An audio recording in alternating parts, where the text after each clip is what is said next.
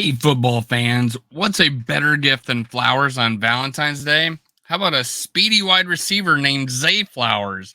Let's talk about him next in three, two, one.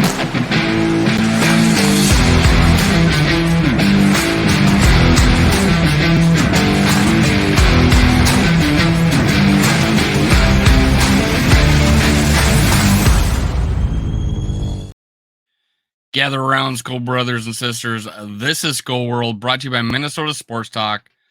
You can follow me on Twitter, TikTok, and Facebook at School World. Now, we're going to be talking about Zayflowers on Valentine's Day. One of my listeners asked me, and I deliver. We're going to do a prospect rundown of Zayflowers. Now, this isn't a guy I picked out, but hey, there's a lot of good attributes about him. He's quick, he's fast. He impressed at one of the post bowl games. I'm not sure. I forget if it was the Shrine or whatever. I saw a video on it. He looked good in practice. He's good, man. He's a good little receiver. We'll talk about him here.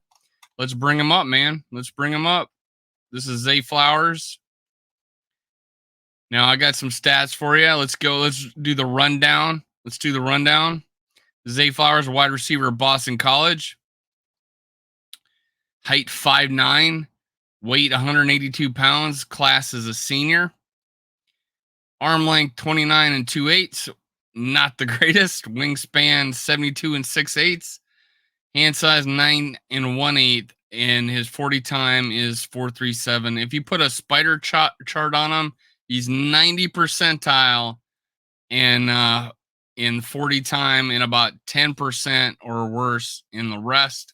At his position, 20% or less, and closer to 10. It's not looking so good as far as the measurables. Now, when he goes to the combine, you might be able to see his strength. You might be able to see his agility, his vertical. Right now, they have him as a 4.37.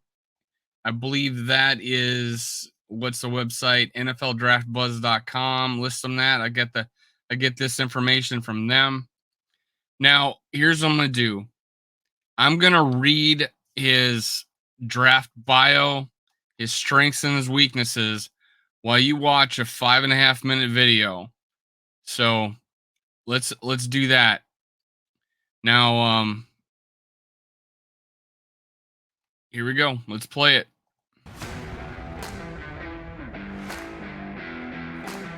Zayflowers from University High School was rated a 3-star recruit by ESPN and handed a 3-star grade by 247 Sports after high school. Get a little freezing action here. Sorry about this. Flowers opted to join Boston College. In 2019, as a freshman, Flowers saw action in 13 games for the Eagles as he made 22 receptions for 341 yards for an average of 15.5 yards per reception, with 3 TDs, QB rating when targeted of 114.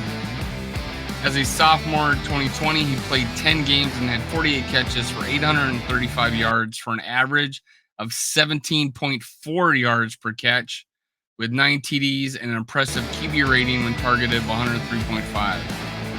Sorry, I must got a rough internet connection. It is not looking good for this video. Sorry about that. Picked up again. As a junior in 2021, he played 12 games and hauled in 44 catches for an impressive 746 yards for an average of 17 yards per catch, with 5 TDs and solid QB rating when targeted 84.7. So you're looking at 17.4 yards per catch in 2020, 17.0 in 2021. And they must use him a little bit differently. He got a lot more catches, not as big play. But as a senior in 2022, he played 12 games, had 78 catches for a leading 1,077 yards for an average of 13.8 yards per catch, 12 TDs, and an impressive QB rating when targeted of 106.1. Now, if you're watching this, you see his stop and go. You see the moves he puts on people. He catches with his hands. There's a double move right there. Awesome. He won some honors and rewards, but let's go to the scouting report. Strengths, he's extreme. Let's talk about his senior year at least. All ACC first team wide receivers set BC's single season mark in receiving touchdowns 12, tied the record for receptions of the season 78, and produced a third most receiving yards, 1,077 in season in BC history. Named semifinalist for the Blitnikoff Award. That's impressive. That is impressive. And there's a few lesser ones. Oh, in the open field, showing the vision and creativity to run through entire defense.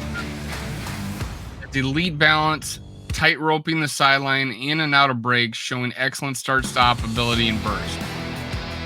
Flowers was frequently put in the catch and run situations, and Flowers shows good vision with the ability to make tacklers miss in space. That is so true in this video. He'll also break a tackle or two. He's extremely competitive and will give effort as a downfield blocker. He's not a weak guy. He may be like 180 pounds, but he's not a weak guy. He's also a violent runner with the ball in his hands. He's very good at working outside the numbers, showing excellent ball tracking skills, and he does the little things well downfield, including leaving enough room on the sideline for a quarterback to drop in a throw. Has rare suddenness and lightning footwork to create tight areas with elusive shiftiness and change of direction skills. Very good hands for the most part, accepts the ball fluidly on most throws, and is readily to make a play afterward. Makes catches in traffic, even going up over taller defenders with vertical toughness. Despite his size, 182 pounds, Flowers played the majority of his snaps outside, an accomplishment usually reserved for bigger players. That's impressive, so there's some versatility there. Weakness is undersized player at just 5'9", 182 pounds. He played outside at college. It's a serious question whether he'll be able to do this in the NFL because of the small frame. Flowers won't be for everyone. Many teams will still want their number one receiver to be 6'2" or taller. He had way too many drops, 9 in total during 2022. Will need to develop more consistency. Small catch radius, along with overall size issue, was limit him to a slot-only role in the NFL. Flowers doesn't display any real ability as a run blocker. I don't know, that's a contradiction. He said he's willing blocker earlier. Doesn't instinctively find holes in zone coverage, needs to play with more patience. Here's the summary.